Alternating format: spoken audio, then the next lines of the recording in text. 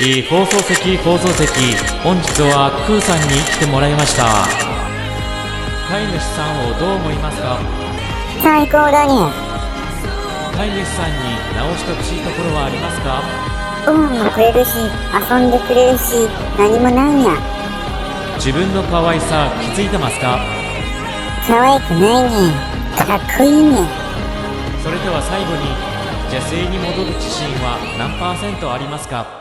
あ、それは0%ね。